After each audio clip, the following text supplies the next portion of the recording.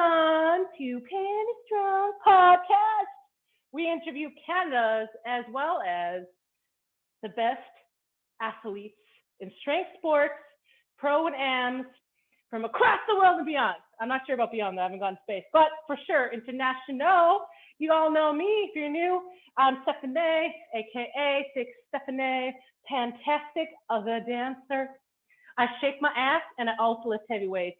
It's very controversial. I like being controversial. And I'm a dance and fitness educator from Manitoba. Okay, I do the StrongWoman and the Scottish heavy games. Yeah, so that's what I do. I'm a heavyweight, packing heat, packing ass, packing everything. Sick, I'm a sick bitch. You know? There's a song right now on TikTok that's trending. It's like, and she's a sick bitch. And there's like little kids singing. It's hilarious. It's like my theme song. I love it. So today we have the amazing Ashlie. How do I say it?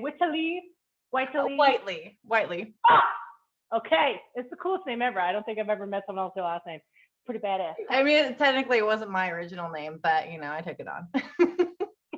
Wow. I thought about changing my name, but I don't know if that'd be a good idea because it'd be creative and outlandish and probably just get me in trouble and I'd never be able to get a real job ever again if I needed to. So today's theme, you guys, talking about competition time, how to avoid injuries and perform at your peak ability. So yeah, she's pretty amazing. She's from the US of A, someplace in Ohio. Just kidding, Idaho. Isn't that where there's potatoes? I feel like in movies they talk about Idaho and potatoes. Am I wrong about that? You know, Idaho is known for its potatoes, but fun fact is that Washington actually grows more potatoes than Idaho, but Idaho is still known for its potatoes. So, I mean, I Washington, like White House. You guys send me a potato. You have to send me a potato. I have this thing with anyone I interview that's not from here. You have to send me something weird from where you live. So I requested potatoes. Okay, I think I can do that. Got to FedEx it so it doesn't go bad, and then I will cook it. And I would eat it, and I would be a strong Scottish woman. She's from Idaho. How do you say that? Meridian? That also makes me think of like the equator, like the middle of the earth. Maybe it's Meridian. Yeah, it's kind of Meridian, like centered of all the cities around us. So I guess it kind of makes sense. Yeah, my pronunciation in school was like trying to guess, and the teacher was like, "That's not how you say English." I'm like, "It looks like English," you know. Don't judge me. I said the word, you knew what I meant. So yeah, she is the owner of Uplift Strength and Fitness up in the gym, just working on her fitness, many witnesses. And yeah, so her journey started with fitness at home. No, I'm just kidding. She was in Cambodia and she was doing a P90X workout. Yep. You know, yep, which we're going to talk about that. And she's been a personal trainer for a decade.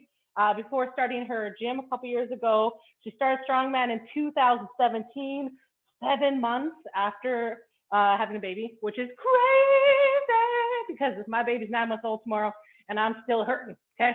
I'm still like, ow, and that's crazy, that's amazing. She recently had a 2020 Nationals invite, but with all this COVID lockdown. So we were gonna see her on the top 50 top soon. And yeah, she's also our first guest on the show who's actually a local Highland Heavy Games athlete. So that's pretty badass because I usually am all by myself in the corner, you know. I offended many people my first competition because I made sure I found, people don't understand big ass problems, okay? I have a big bootay. So even if I buy something that's 4 knee lengths, in the front, it'll be knee length, bitches, okay? I got big ass. So when I bend over for the caver, that's up my ass. Like it's half my ass. It's halfway down my ass, okay? I think of it as a glass half empty, half full, people. So I wear a bodysuit and the shorts, but the problem is then it rides. Everything moves, it rides in places I do not like. So now I was like, you know what? Bodysuit, hose, socks, and skirt. But I flashed a lot of innocent people at many fairgrounds in my kilt. So I'm just saying. It's true. I get it. Yeah. Unless you have little hips, you know, kilts are not made for women with big hips, okay? So we'll do some kilt reviews as well. So yeah, tell us about how you got passionate about personal training, starting from the whole P90X and then that. which gets scary. So I started my fitness journey when I was living in another country, Cambodia. They just were doing some videos because they didn't have a whole gym. I was living literally in the jungle village in Cambodia. So that's what they had. And I just started getting into that. And I was like, hey, I kind of like this feeling of being stronger and being able to go for walks and not be winded. And so when I moved back in to the States, I had to, I got a couple jobs and kind of lost that bit of my fitness. And when I finally decided to get back into it, I got a personal trainer at a gym that was local, and gotta say I wasn't too impressed. It was kind of frustrating for me at the time because they wouldn't take me into the weight room. And so I was really excited about the weight room, but it was machines and cardio, and at the time I was very shy and didn't really say much about what I wanted. A couple years later, I decided, hey, you know what? I'm just going to do my own thing and teach myself how to lift weights, and started doing that. And I had somebody come up to me and said, hey, you know what? You'd make a good personal trainer. And that was kind of a big eye opener for me because I really didn't know what I wanted to do in my life. And so I decided, well, heck, I want to join the fitness industry so I can change the fitness industry. And that's kind of where I got my start with personal training, and really wanting to be able to provide that that person, that trainer that can train women to be able to be strong, because I thought it was awesome. It was badass. It felt great. Well, I want to talk about a couple things. Whenever you say P90X in the jungle, like I literally, the first thought in my head is like, yo, did you meet Tarzan? Like, was there just like the kid Mowgli, like, jumping from branch to branch? You're like, ooh, and a 1, and a 2, and a 4, and an 8. You know what I mean? That's what I think of. And back in the day, 10 years ago, people are saying, okay, the younger generation, it was hard for us in the streets. Like when we went to the gym, it was a very different time, okay? Like you were not allowed to go in the weight room. Never mind, you just lifted like not even dumbbells. There's some machines that's like, what do you think you're doing? Don't do too much weight, you'll fall. And if you touch dumbbells, if you were that crazy and courageous, and you touch dumbbells, they're like, that's not the right form. Like you have random dudes right? with no legs walking by. And then if you're stronger than them, they're like, oh, you're never gonna find a man if you keep walking, eh? Who do you think you're a girl? You're supposed to ton and do a cardio, eh? Anyways. And so going to the weight room was unheard of. And when I was younger in my 20s, I would just be like scared and run away. I'm like, okay. But now, also because, they were sexy. I didn't want to fight with no sexy man. But now I'm like, can the real pros handle the squat rack, please? Step away. 6 feet, please. Just kidding. Okay. Sorry. Dad joke. Okay, so anyways, now when you were working out and you started doing this, in the past decade, obviously you've tried a lot of different things with your body, Mm-hmm. So I think you being so successful in Strongman Highland Games, like postnatal, that soon, has a lot to do with how you built your body, prior to that. Mm-hmm. So do you think the P90X workouts gave you the core body foundation that helped you to become successful in strongman today? Like what do you think that you've done in terms of those foundational, building blocks? Has it just been consistency? Like how have you got your body there, Yeah, it really has been consistency, and I have tried different things. At the beginning, it was a lot of volume and building that lean body mass, and I kind of got more into strength as I felt more comfortable in the weight room. And it's really just been doing something. It always hasn't been the same thing, but it's just been doing something. And that has really helped to contribute to the longevity of what I've been able to do. And there's definitely times of my life where I'd take a couple months off, after having my kids. It was just, that was a time to be able to focus on them. And, and in my mind, giving myself the grace of like, hey, you know what, right now I need to focus on something else in my life. I'm going to try to stay active in ways that I can. I might not be consistent in every single workout, but I'm going to get back to it. And I know that, and having that in the back of my mind, like I'm always going to get back to things, even when life throws me, a wrench. Oh, yeah, It's totally. like, I'm going to get back to it. And that's,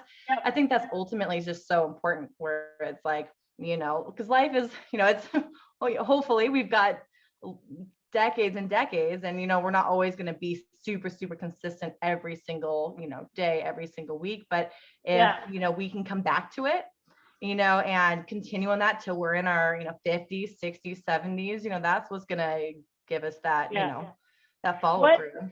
What I've learned, because I was born with disabilities that affect, like I have chronic pain and my hip and my knees and back go out, and I was born that way.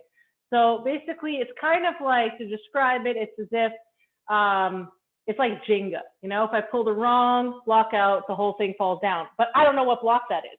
And I have figured out to a science, for the most part, what I know can rehab my body or keep it in terms of like not falling apart, and just preventative, as well as just core building strength.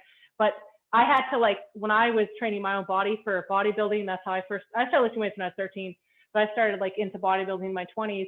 But being a dancer and fitness educator, and being the only person I knew in my industry as a dancer, or in the industry of personal training at the time, when there wasn't even a lot of women, and what their training was didn't include disabilities at all. Like that wasn't even part of the conversation. So I had to kind of figure out, master, which workouts work for me. And that was a lot of trial and error over a long period of time. I think it took me to get my body at that point ready for a competition for personal training was like 4 years, because I had to, like I said, play with every single workout and get, behind the science of it. But that's what got me into teaching group fitness, right? That's what started my journey, kind of just like you, was working within my own body. But the reason I'm mentioning this is because after having my first, right, having a episiotomy, pelvis floor destroyed, crawling all fours, just having a C-section 9 months ago, and once again, crawling all fours, even though I worked out before and was healthy and fit, I've learned that dance and yoga, like people's like, oh, you shouldn't be stretching. That's not for lifters. You know what I mean? If people always kind of separate it. No, I'm telling you, like my son has been teething like crazy. So I have not been able to get him to sleep at night or during the day or go for stroller walks. I was like, well, I can't do my 15K walk day now, but I know that at night I can dance. I know that I can do this or this or that, right? So just working it in, just keep moving, keep restarting. Doesn't matter how many times you do. If you put on 10 pounds, it's just a crap. You know what I mean? Like, exactly. I'm just sitting there eating like 50 pounds of cake all day. Who cares? You know what I mean? Like, I always say to my husband, he's married to 5 women. He's lucky, because I'm like a bear. I'm like Build a Bear in season. You know what I mean? I've got clothes from all the range, and I'm just like, oh, I guess it's a sick of this season. I guess it's a sick, and I just kind of pull, a little bit of that, a little bit of this, and I don't hate on myself about it. It is what it is.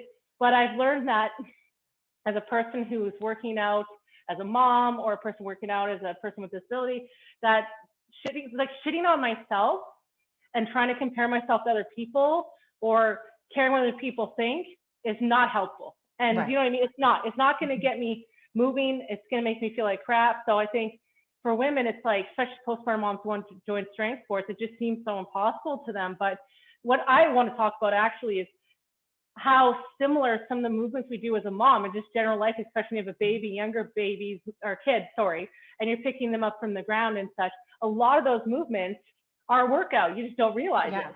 Oh yeah. Right? That's why your arms and your legs are burning at the end of the day. So you'd be surprised how much of that is actually a strongman thing, or, a powerlifting thing once you start getting in the gym. Do you know what I mean? Like, women are a lot stronger than they think they are, Absolutely. Absolutely.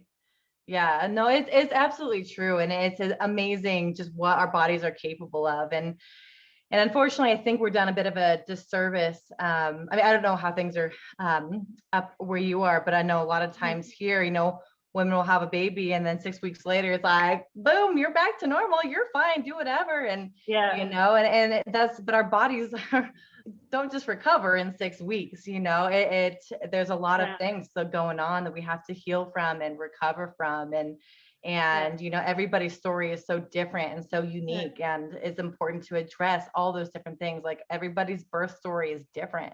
And so being able to go through that and be like, hey, let's process this birth story. Let's process your experience, because it's so individual and it's so unique and personal, and figure out how to go from there and be able to get stronger and to rebuild after that. It's going to look different for every person.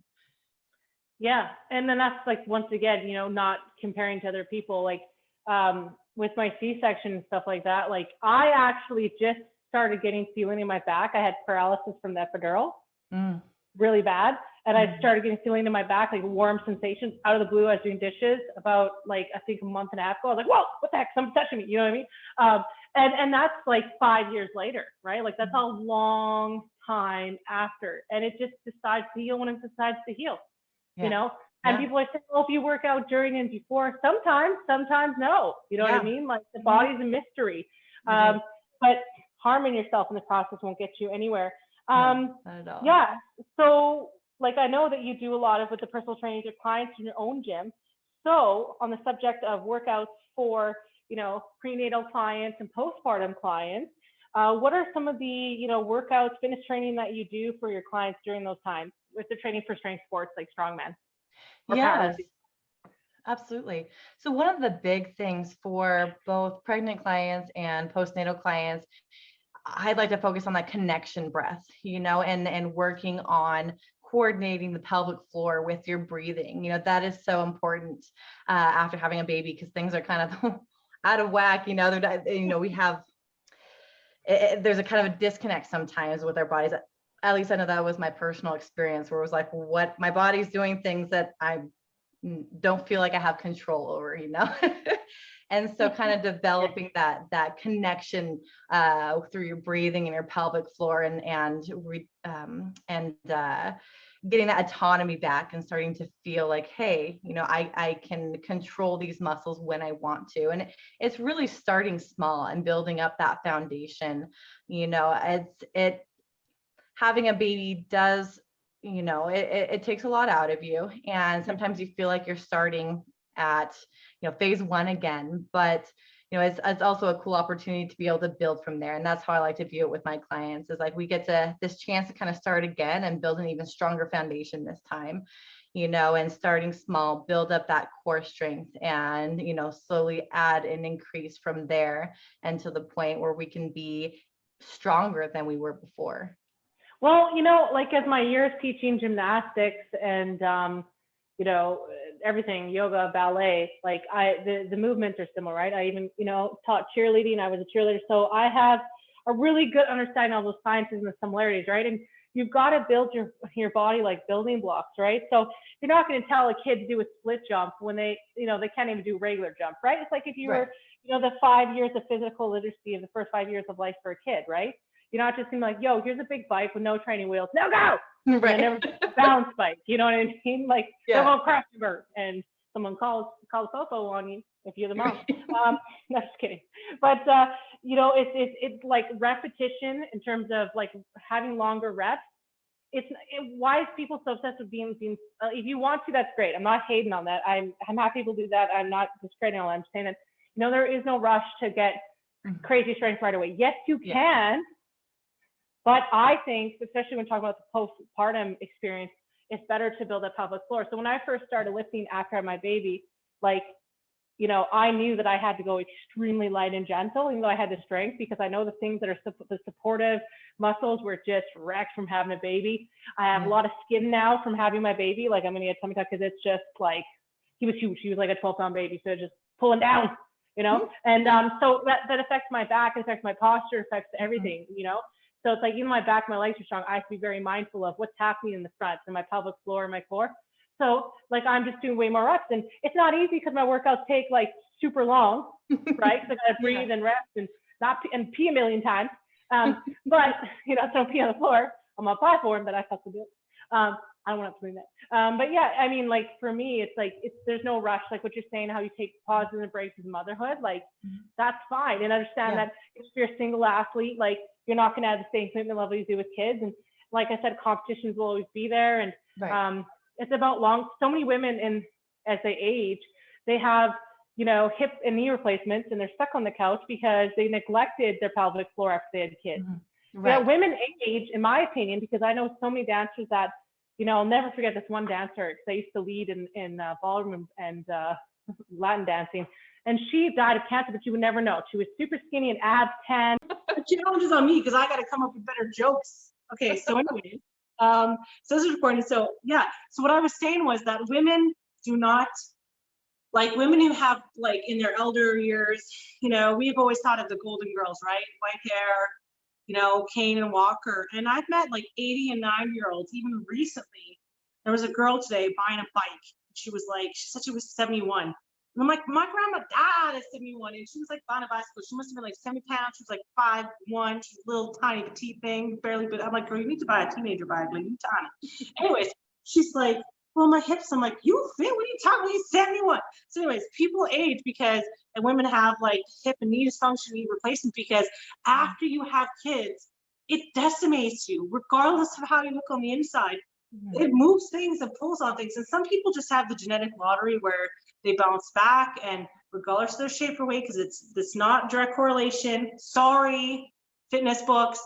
Okay, been around long enough. And it takes work. And the thing is, you get stiff and you get overcompensation in certain muscles, right? And everything gets out of whack. So it's like, people are like, well, I'm still able to do this and do this. I'm like, yeah, but are you sore after though? Because your body is still compensating, right? And I know that even for me right now, that there's certain dance moves or certain things like the choreography's in my head, but I can't do it because I know I'll hurt myself, right? It's just not worth it. So anyways, the point is that at any point you can heal, transform, and move forward, but you just have to work at your body like a custom little, unique, piece, right? You're one of a kind. Exactly. It's so true. And I think it's so great that there's more information out there. I mean, even after I had my second, I did not know a whole lot about the pelvic floor. And honestly, I probably shouldn't have competed 7 months after having my baby, because there's some repercussions from pushing myself too hard.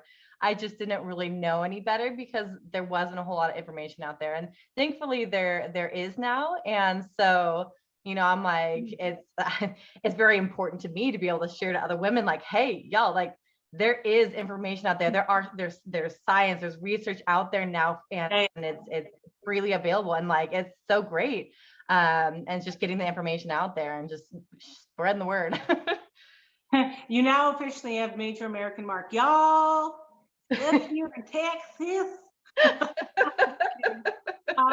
Yes. Sorry, I don't know where the list is coming from. I don't assume all Americans have a list. I watched too much Bugs Bunny growing up. My parents were like, it's the weekend, screw you, mama time. Here's your TV. That's how I learned about America. Okay, you guys don't even learn about it in school, so you can't even judge us Canadians on it. But yeah, it's important to not compare yourself to just random Instagram workouts, because a lot of times I meet clients who are like, why are you doing a leg press on that angle? They're like, well, my coach told you. I'm like, well, why did they tell you to do that? Well, I don't know. I'm like, that's not a good thing. Your coach should explain to you what the benefits of that exercise are. What are the therapeutic benefits, the physical strength or endurance cardio, not just like, yeah, you'll tone, bro. You'll get more cardio, bro. You'll get stronger, bro.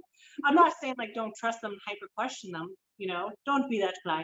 But I'm saying that like, it should make sense and you should be able to justify it, right?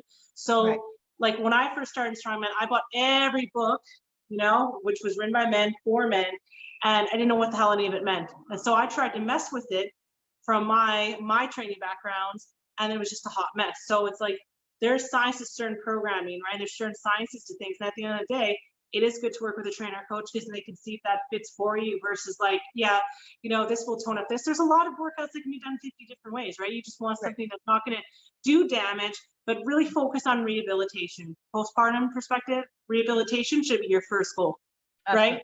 Second to that, like you said, being able to stand at the park and run around at the park with your kids. You don't have to be like a Nike commercial. Right. No boobs. Okay, that's girls can't have no kids because they're up here and they're, and they're like, running like they're like a feather, like weigh half an ounce, you know what I mean? So you need like, you know what I mean? Yeah. Like sometimes I see women running and I'm like, oh, bro, I can feel your knees on that. So you want to be able to just walk and run and squat, twerk that ass for your man. No, I'm just kidding. These are your first steps in life. What's the value that for myself? Look at these mirrors in here. To all the husbands listening, you're welcome. You're welcome. Whatever your wife gives you tonight after listening to this. So, so I'm curious more about how do you balance your strongman and Highland training, and what core crossover exercises that you do for that? Because, like, as a Highland athlete, the training programs are so different to strongman. I know in the US that a lot of events you do are Highland game events that somehow have slipped into like, we're Vikings. I'm like, no, that's Scottish, but okay. Right. So a lot of it's like, there's a lot of, except for the caber. I don't see strongman people to the caber, which is probably a good idea because that can fuck you up. Just saying. A big log in your neck, you should probably not mess around with that too much. But you know, I have found that like, because of the high repetition for throws, like the strongman, I get stiff. So then I become a worse dancer and I become worse at yoga because it's opposite. So I haven't been able to figure that out. So girl, talk to me.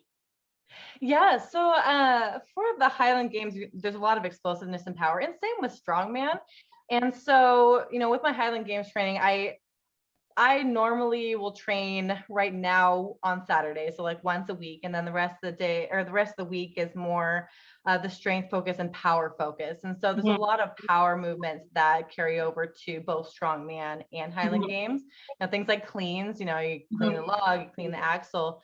That has a lot of carryover. And I personally like to incorporate kettlebells into my training because that's what kettlebell snatches, kettlebell cleans, like all of those, like boom, boom, just getting it overhead. And I find that's helped a lot with my explosiveness and power. Actually, that's really true because when I like my first year of Highland, I didn't know what the heck I was doing, so I just did like my dance and like, you know, bodybuilding workouts with dumbbells and machines. But then my year 2, I did that too, like what you're saying, is I just focused on explosive strength. So tire flips, ropes, like battle ropes, obviously, and all kettlebells, you know what I mean? And then I was picking those up and putting them on, like they didn't have strongman equipment, it was just a regular gym. So I found their 90-pound kettlebell because that's the heaviest they went. And then just, you know, pop that on platform and stuff like that. So exactly what you said, I'm like, okay, well, I need high rep, I need explosiveness. I can handle the reps with like the dumbbells and the machines, but in terms of explosiveness, I need to get stuff in my hands and be able to get that up high. And that was before I'd even touched barbells. It wasn't until like year 3 that I was like, okay, I need to start touching barbells.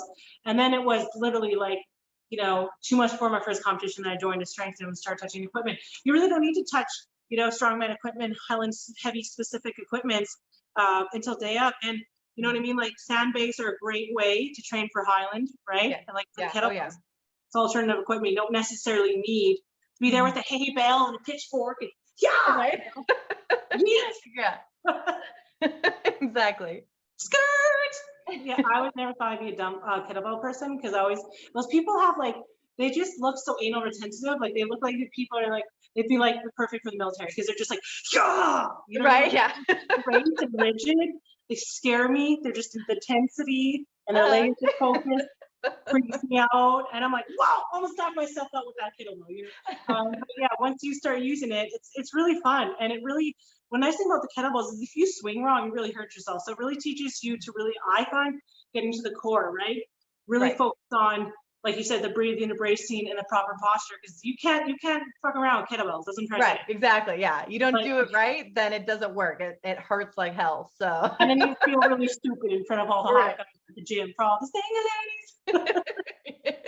So, do you think that your involvement in strength sports has had a positive impact on your 2 daughters? And if yes, how so? Do they work out with you? Talk to me about Derek, because I mean, this is once again new for their generation to be exposed to strength sports, right? Yeah. Oh, it's so true. You know, I mean, personally, like when it came to it, I grew up with a lot of insecurities and a lot of just trying to appease other people and appease men, you know, because I wanted to look pretty, I wanted to be a certain way, and that's just what I thought I was supposed to do, you know, and through strength sports, it really helped me to, you know, get my own confidence and my own just like independence through it. And so that is something that's been very important to me when raising girls. You know, it's funny because I always thought I was going to be a boy mom. I was like, oh, like I've been kind of a tomboy always growing up, and I always like to do this kind of rough and tumble stuff. But, you know, I had girls and like at first, what am I going to do? But you know, realizing the opportunity I have now to be able to raise strong, independent women, and you know, they see what I do, and it's exciting to them. They're like, I want to be strong, and they're always, you know, flexing when it's time to take a picture. And you know, and it was funny just the other day. They're like, hey, mom, when are we going to have some more strong women over? Because I want to say hi and I want to talk to them. That was legitimate what they said. And I was like, that is so awesome. Like, I just love that they want to know more about strength, but they also, look up to strong women, and it's something that they can hopefully grow up with and become strong and independent and be able to, make those decisions based off of what they want in life instead of what they think somebody else wants out of their life, if that makes sense. Yeah. You made me laugh earlier. Sorry, because I was thinking, you think your boy, Mom. Like, as a kid, I was such a tomboy too. But I was like, my firstborn, my son, is like a boy version of me, which is worse. It's the devil. Because I was such a little shit, and I still am. Like, I was the kid who like shot my cousin square in the eyeballs with a BB gun and shot him in the butthole with a paintball gun, and I didn't even care. I was like, nuts, neck, eyeball, dead. And I was savage. I was savage, man. I would be like, let's go off ramps and almost die. Let's roll down a hill and almost die. My own brothers were like, no. And I'd be like, give you a cookie. I was bribing them at a young age. And then as soon as we got shit, I was like, it was their fault. I'm the girl. Let them do these things. They're a boy. It was all their idea. Murder, for sure. And so, like, whenever I get mad at my kid, I'm like, oh, I can't, because he's like me. It's just the revenge, from the creator above. But I always wanted girls. But the thing is, I don't know if I could do the whole girl thing because I'm so savage. But, like, it is a different way of thinking now. It's so hugely different, because we laugh at when we see photos from the 2000s of what we thought was fat. Like Jessica Simpson, right? The picture of her jeans. You're like, what? It's like a size 12. How was that fat? I'm so confused. So like, it was unrealistic. Like anorexia. I'm not hating on people. I know that could be a triggering word to use, but I'm just saying, like, yeah, health is just taken on a totally different image and form. That's why I always laugh when people use photos and advertising for sports and stuff. Like, that is so, to me, from that era. I'm like, hello. Get with times, Yeah. In this country, please and thank you. Like, when I started researching brands that sell like jumpsuits and stuff, like Brazil, I mean, those are actually fit for moms and women with curves and real bodies. And it was like, this is awesome. Please come over here. And now Sport Check is finally trying to sell some prenatal and postnatal compression yoga tats. Thank you very much. Please don't go away. But it's so important for like young women of all ages to see, strong women and know that has many different definitions, and that you can be a wife or a mom and still lift heavy weights and have a career, not be neglecting your kids. You know what I mean? Like, yeah, absolutely. That's going to set the tone for their whole life. Just like, I may make them a lot of mistakes, but I hope my boys learn entrepreneurship from me. Right? Yeah. I'm hustling, but they'll see that mama worked even when I was like, still like, just, breastfeeding and on the phone at the same time. And, Yeah, totally. So, like when you started like training with them, like when you start working out, what was their perception? Were they kind of weirded out by it at first? Were they like, oh, Mom, you're so cool. You're stronger than Dad. Dad, you gotta do leg day. Just kidding. I don't know what to do. I mean, kidding. Yeah, no, they thought it was pretty cool. I mean, they saw it and they just wanted to try it. They see something and they're like, hey, that looks kind of fun. And so, I mean, I got them little, car tires, and so they'd see me flipping tires, and then they'd have their little tires and they'd be flipping them. And I set them up with a little harness to their little frozen Jeep truck, and they were pulling their little truck, and nice. They were out here like, Mom, can we do pull-ups? Can we do pull-ups? I want to do pull-ups. And so, it's just, I think that's exciting to make fitness fun, because I believe that's something that kind of got missed out in my generation, where fitness was only like exercise was just to lose body fat. It was like, for women, it was like, oh no, it's just to get skinny. And, and that's unfortunate, because fitness and strength, there's, in our generation, when we were raised, it was exercise for women especially was just to get smaller, it was just to lose weight. And that's all you heard about. And more now, it's like, hey, and something I want my daughters to see, and what I think they see and hope they see, is that, exercise, fitness, and strength, it's fun. I want them to be able to enjoy it and just be a part of their lives because they love it, and it feels empowering and badass, and helps them to be a better person, as opposed to just, like, hey, It's so much more than a singular thing, I don't have the fingers to snap. Yes, I want to say two things before I forget. Before it cuts out, people listening in, this entire interview, it cut out on us 3 times already, okay? I'm hyperventilating over here. I'm having a heart attack. Okay, my ovary's gonna explode. Anyways, so yes, when I tell women, they're shocked when I'm like, skinny is not my goal. Like when they say, oh, we lose baby weight. What are you talking about? I'm fucking sexy. And I'm trying to get more buff and strong. I know what you're saying. It's not on my goals list anymore. And at all whatsoever. It's so damn free. I'm people, that does not mean, okay, this needs to stop. That does not mean that I eat pizza every day and that I don't work out and I'm healthy. That's bullshit. I spend so much money on supplements and healthy food. It's ridiculous. Yeah. Like 1/3 of my budget, okay? I cut out so many things so that I can have money for good shit. So shut up. Okay. Anyways, my StrongWoman juice and my powerlifting was not cheap. Okay, that's good, man. All right. So for example, I saw this super young looking older woman at the park the other day, and I was like, that's amazing. How do you keep up with that? She didn't say anything, but she looked at me like this. Okay. And she was like, I worked for it. Like implying, if you weren't a fat food and you worked for shit, I'm like, you don't even know me. And whenever I tell women people that I just strongman, they're like, ow, brother. Like they don't believe me. And I'm like, allow me to show you my plethora and my feet of awesomeness. But it's like that generation is still so stuck in that. And skinniness isn't necessarily attractive even as you age. Your face, your personality, it's what you've accomplished. Like the only regret I have in my whole life is how much life I wasted to be a certain weight. Yeah. Like my entire life since I was 12 years old, that's all I've over obsessed with. And the only thing that set me free was strongman. And I'm so glad to not give a shit anymore. It's like amazing. But it's freeing.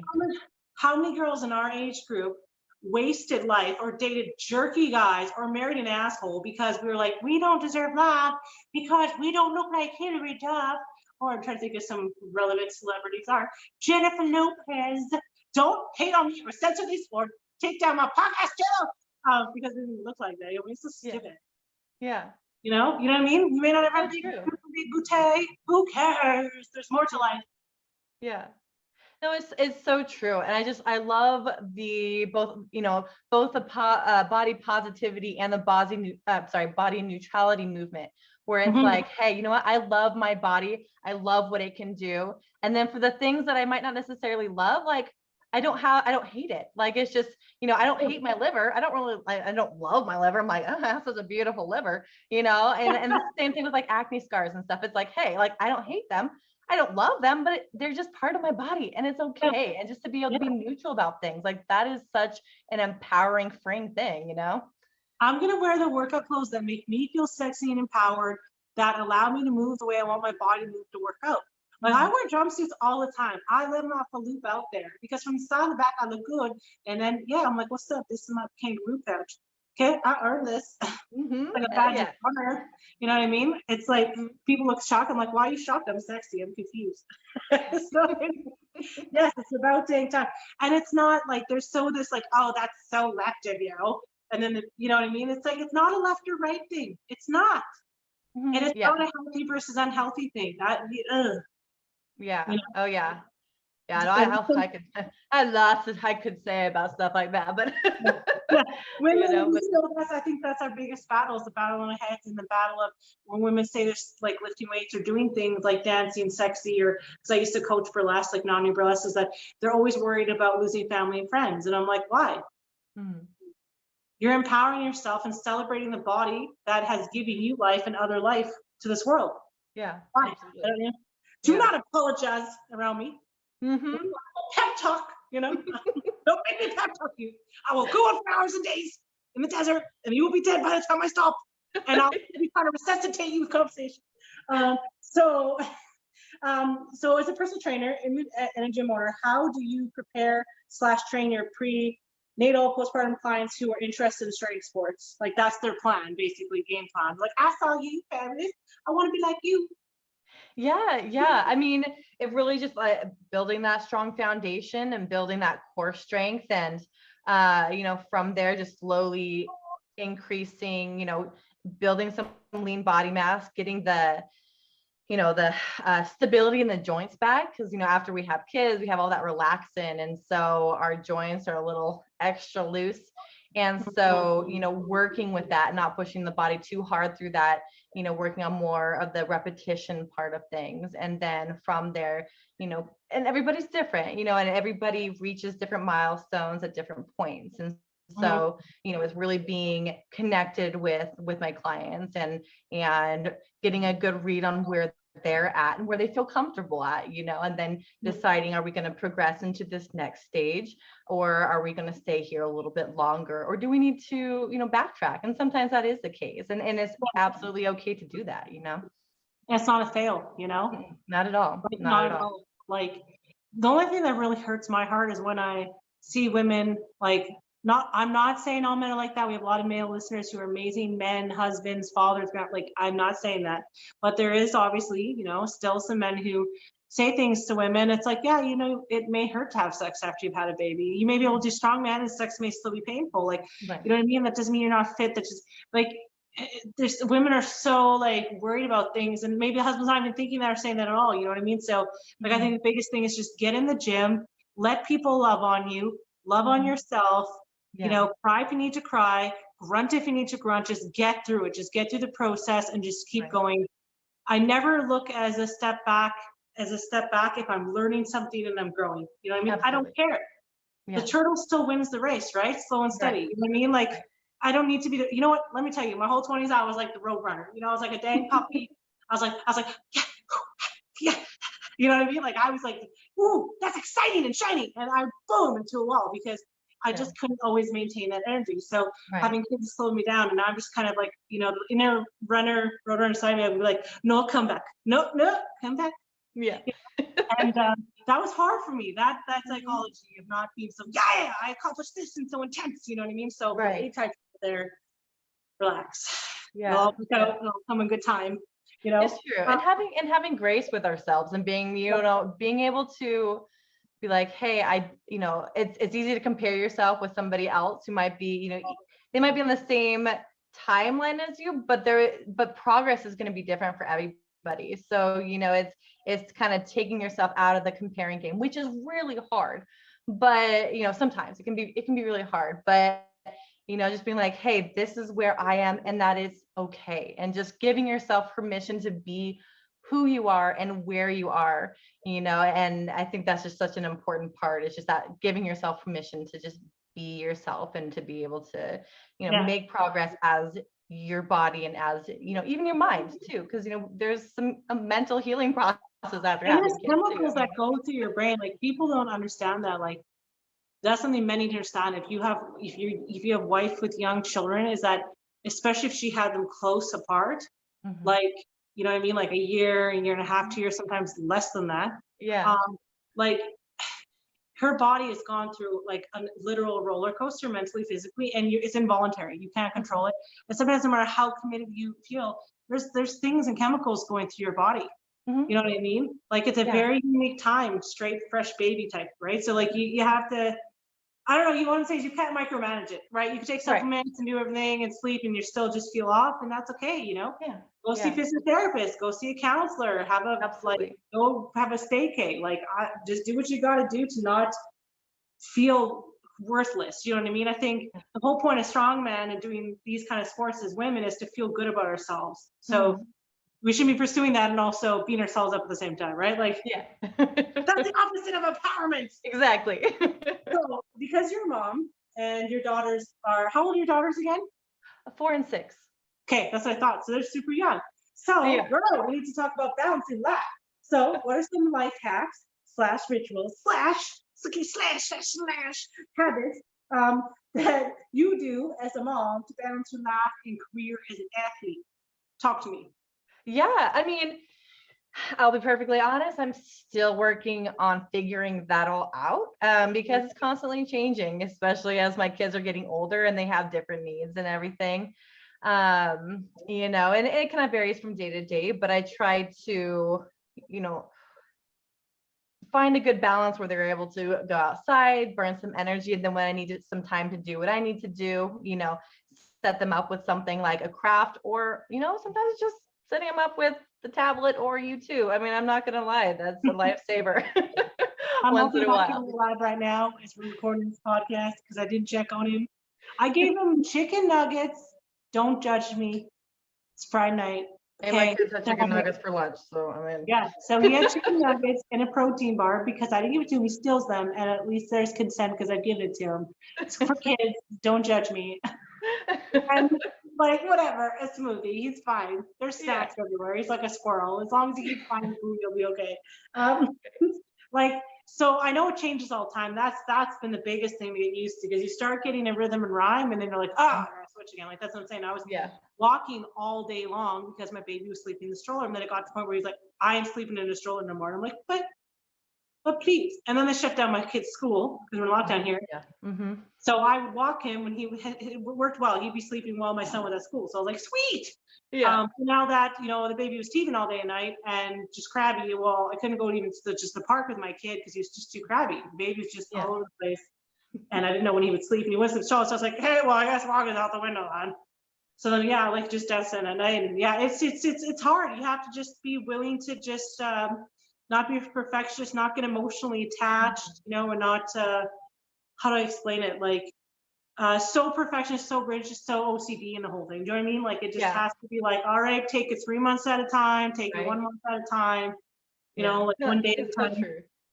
Yeah, no, it's so true. It's always changing, and being able to be flexible, and it's hard, especially for me. Like, routines are important because I am a very easily distractible person, and so if I don't follow a routine, it probably won't happen. I could have important things and it just won't happen. And so it's figuring out how to keep a routine in the midst of change, and it's messy and it's not always easy, but somehow it's been working for a little bit, so I'm hoping to keep it going.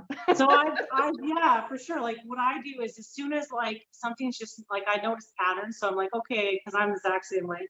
Like, before having kids, I plan my year in advance. I have one of those like $50 planners that has all the signs built into it, and check mark things and whatever, highlight the shit out of everything. 4 different gel pens. Right. Colors. It's ridiculous. Buying highlighters every week. I was like, colors going to go and shut up. I'm creating fabulous. I'm building income and an empire here. What you talking about? But now it's like, as soon as it starts to dysfunction, and then like, okay, because kids all have off days, and you have off days. So I'm like, maybe one day, 3 days a week, and then I'm like, okay, if it's longer than a week, then I need to shift gears and then try something else. If it doesn't work. But I used to get I just feel like a shit mom. We should talk about this, because I think that so many moms feel like shit moms because they're like, maybe I shouldn't work out. Maybe this is dumb. Maybe this is selfish. Maybe it's just soft. It's not working out. Because there's so many times, like I said, where I was out of the gym for 2 months.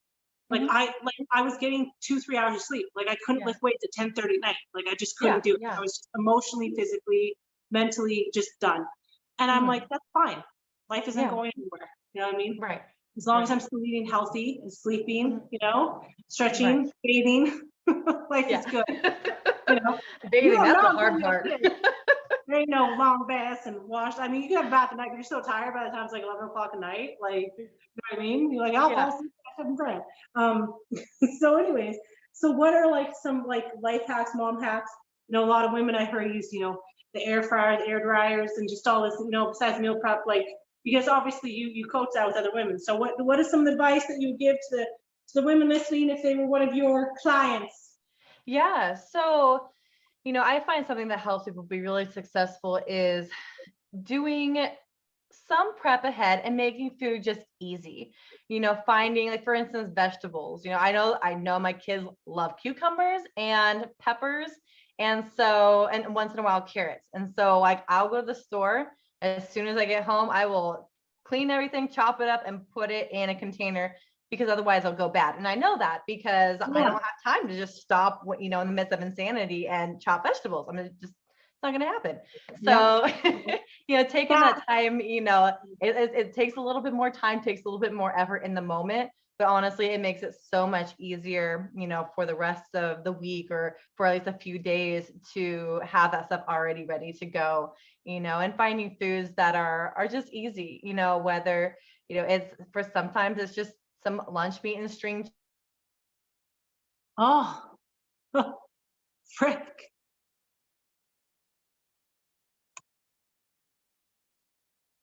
Great. Anyways, back to the recipe books are done. This is I gotta stop doing these garage interviews and just ask people if I can interview them at midnight because this is giving me traumatization. Recipe books are dumb because first of all, you want to buy local, you want to buy what's fresh and what's affordable as a mom, so you can continue to eat healthy, especially if you have kids. Your groceries cost more. Groceries keep costs going up, and recipe books don't take that into consideration. Not all, but for the most part, you're tired, man. And then what if you don't have the one ingredient? So I know that there's certain recipes that are fail safe, and I stick to those. I know what the low and high prices are to vegetables. Certain things that I know are going to be problematic if they're fresh, you can do frozen, right? So California mix, we freaking like put that in just warm water, done, and then you know what I mean? Salt, pepper, butter, done. So yeah, it's like take the complexity of like I feel like the reason why a lot of marriages fail, not all the time. So no trigger people, please get mad at me. I'm just saying sometimes I feel like sparingly, okay, marriages fail because women are just we have way too much on our plate. We still have to manage the home, not all the time. I'm not saying that I'm just saying. And then we're working on top of that. Then you have your business, and then you're trying to have a career as an athlete. So I think that's already so much to manage and think about. Don't make it more harder than it needs to be. Right. If you want to switch it up sometimes, get fancy, do it, but you don't need to. We've been lied to buy more things. You know what I mean? Like No, simple. when I moved with this baby, I just threw out all the recipe books that I had. I was like, fuck that. I'm old enough to know how to cook. I don't need these anymore. Right. No, and I love my Instant Pot because literally I can just I put meat, I put some type of seasoning or sauce. And like I can put rice or whatever, potatoes, and then boom, I don't have to worry about it for 40 minutes. And it's so great. And it's so quick. And I'm just like, I admire people who, spend time and enjoy cooking. I'm just not one of those people, and that's okay. And it's okay not to. It's okay not to put that pressure on yourself and to find things that are simple and easy. Get like if you want to, great. Yeah. But if you don't want to, it's like, let it go. Let it go. My husband's like, was that page 42 of the chicken teriyaki? Because I read that was really good. The man don't care. Yeah. Your kids are also not like, Mom, she made me page 42 in X's book at TV. Right? Yeah. Like, they're fed. Their tummies are full. Yeah, we're good. Facts. So the biggest message is simple. Try to have some plans, some, is it foresight? Is that right? Is that a right word? Vision? Yeah. We all know where I'm going with this, okay? Yeah. And then adapt as you go. So what exercises would you recommend specifically for pre and postnatal athletes to avoid if they're training for strength sports and they're newbies? So what exercises to avoid? Yeah, so the whole theme of today, right, is like, you're getting ready for your competition, maybe it's your first competition, how to avoid injuries for, performing at your peak ability. Right. Okay. So as far as before competition, I think it's important to program things well where you have a chance to recover before competition day. It's easy to kind of go, but if you don't give yourself that in between, your body isn't rested and recovered enough to be able to perform at your best. And so it really just depends on obviously what you're going to be doing in that competition for what things you'll be training leading up to it. And then as far as on comp day, it's going to be important to, do your proper warm-ups, have a set warm-up routine and use the implements, but, don't go too heavy on your warm-ups. I think that's a mistake I've seen several times where people try to. I used to do that a lot because my dance background, way too long. And I was 30 minutes, 45 minutes. And I noticed as soon as I cut that out to 15, 20 was the max, I noticed I wouldn't have the cardio endurance for the rest. And you're more prone to injury, right? Because you've loosened up the muscles. Right. Especially if you put that whole, like you said, loose joints postnatal aspect on top of it. Right, exactly. Yeah, and I encourage people to do, mobility drills, and don't do a whole lot of static stretching before your competition and before you lift heavy weights. There's a much better way to warm up through mobility drills and exercise and lift specific warm ups versus just doing static stretching. I'm not laughing at you. People always are taught to do a static, like whatever stretches for powerlifting and lifting. But anyways, I just thought of like, whenever I think of what you just said, like that style, I always just think of like a skinny, like endurance, cardio, lean, athletic boxer body type, just like going like this, like through ladder drills. You know what I mean? And a shuffle to the back, and a shuffle to the left, and the side, and the side, and a up, and a down, jumping jacks. Yeah. And like stretch, push up. It's unnecessary, people. Unnecessary. Yeah. So yeah, if you want to be, train with Ashlie, where can they find you? What's your IG? What's your website? How do they get in touch? Yeah, so you can find me on Instagram at uplift_strength_fitness. And I'm also Strong Getting Stronger. That's more my personal Instagram page. And then I do have a website, upliftstrengthandfitness.com, as well as a Facebook page. And I am actually running a competition here on July 10th in Boise, Idaho as well. I want to come over. No, it's going to be so much fun. It's a StrongWoman competition, and it's a charity event. So we're going to be raising money for the Idaho Coalition Against Sexual and Domestic Violence. So I'm pretty excited. Oh my gosh, you're going to make me cry. That is so an important cause. That's so beautiful. I love you even more now. That is amazing. Like, you're so talented and professional and caring, and like such a wonderful person and mom. And I'm sure like your man is happy with you as well. But you're just such an incredible human. Like, sometimes we meet trainers that are little, I am the most amazing man in the world, second to Arnold. But you're incredible. So thank you for being on the show today. If you want more specific answers from her on some of the topics and things we talked about today, please get in touch. Comment, like, share, help more women, subscribe, share.